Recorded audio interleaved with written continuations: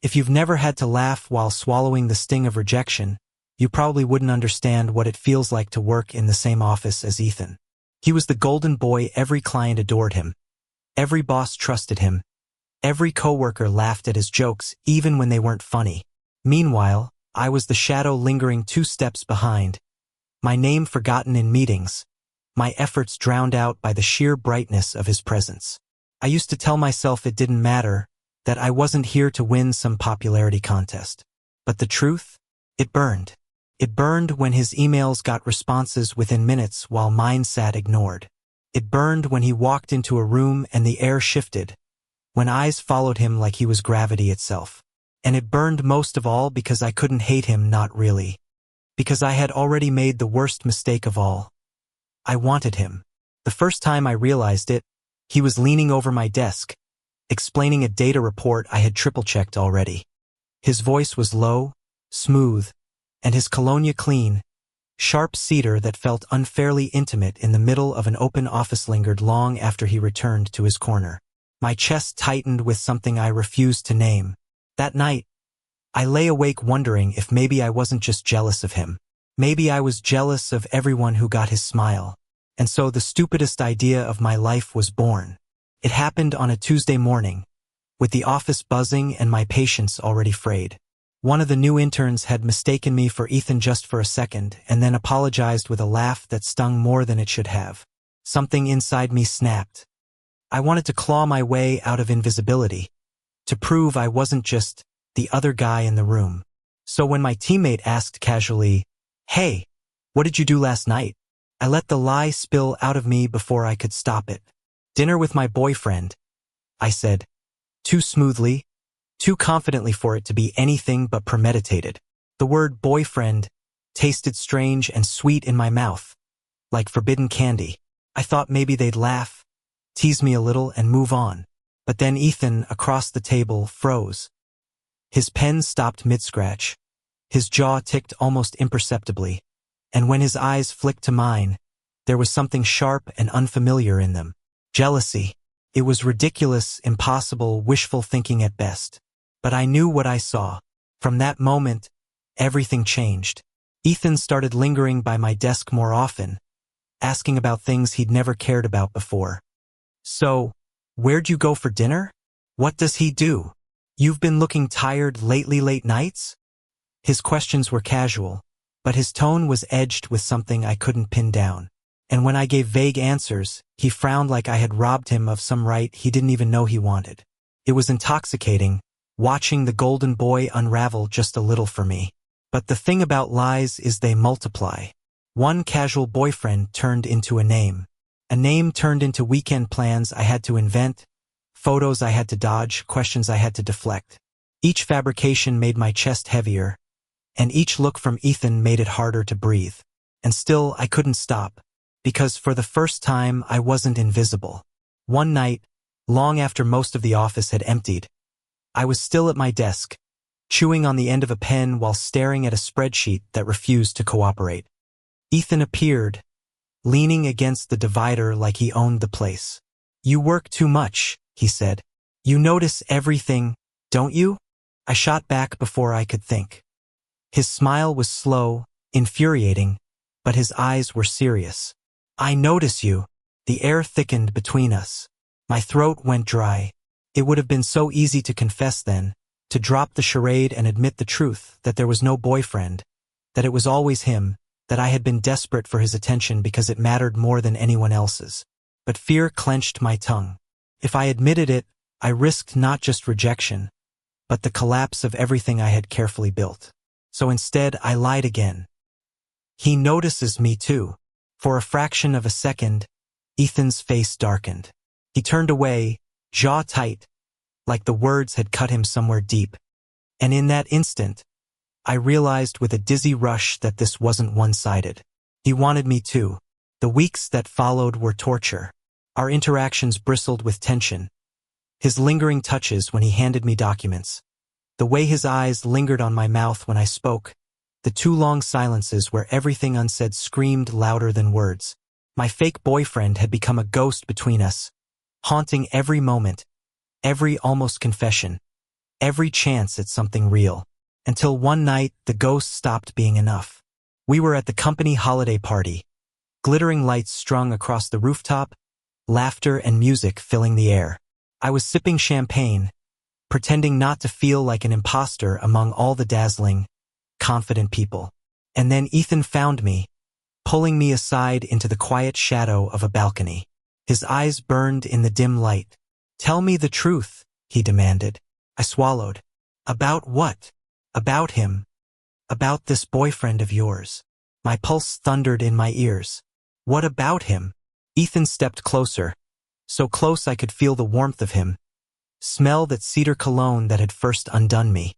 His voice dropped, low and rough. "He doesn't exist, does he?" I froze. My throat closed. My mind screamed for me to lie again. But my silence was enough. Ethan exhaled sharply, a bitter laugh tearing from his lips. "God, I knew it. You drive me insane. You know that?" Before I could respond, he pressed forward, caging me against the wall, his breath hot against my ear. "Do you have any idea what it's like, watching you talk about someone else? Pretending he gets to touch you, when all I've wanted," his words cut off, his restraint crumbling. And then his mouth was on mine. It wasn't gentle.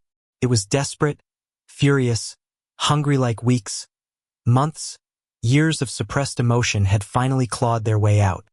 I gasped into him, my hands clutching at his jacket, my body burning with the terrifying relief of being wanted back.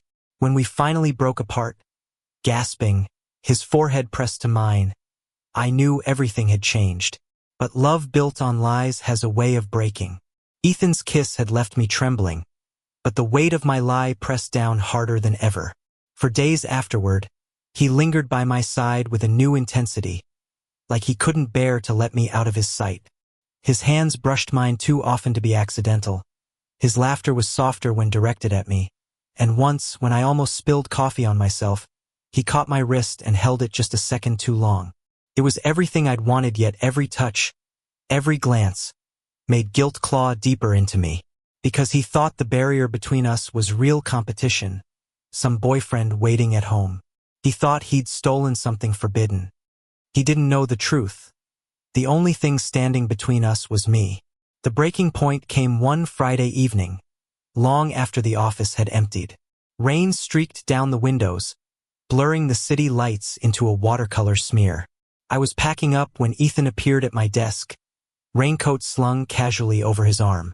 "Dinner," he said, like it wasn't a question. I hesitated. My instinct was to invent another excuse, another phantom boyfriend obligation. But something in his eyes, tired, restless, almost pleading, made the word catch in my throat. "Okay," I whispered. We ended up in a small Italian restaurant tucked into a quiet corner of the city. The candlelight painted his features softer than the office ever did.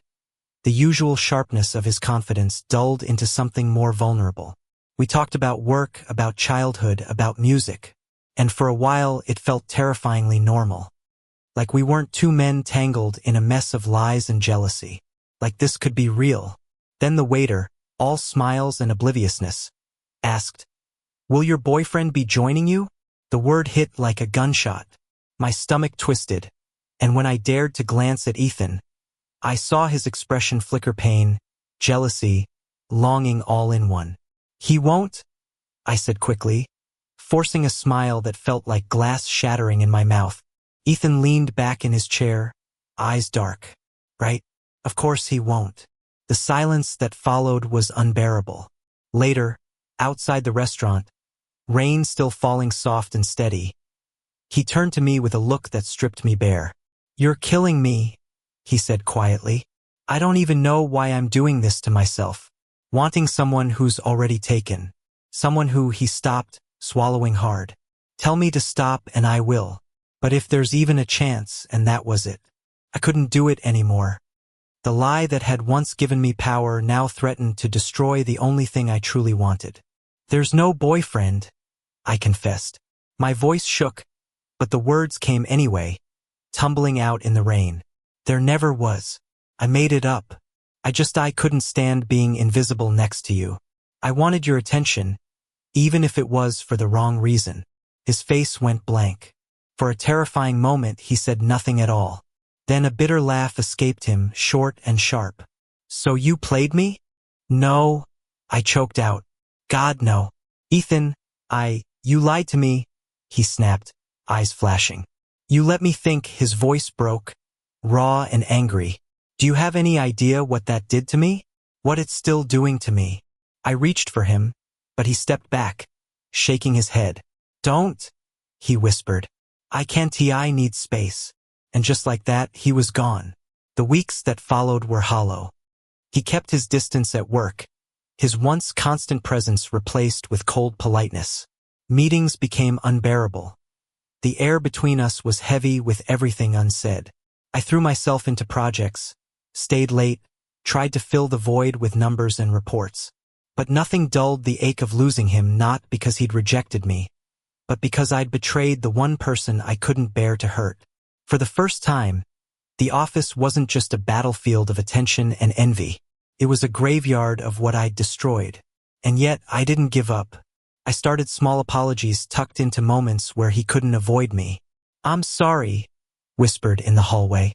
I was stupid, murmured as I handed him files. He never responded, but his eyes softened, just barely, like he wanted to believe me but didn't know if he could.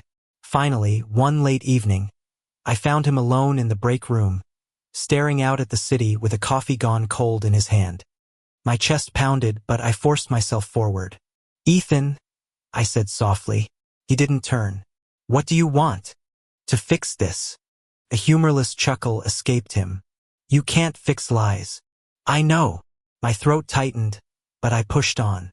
I can't erase what I did, but I can tell you the truth now. The real truth. There was never anyone else.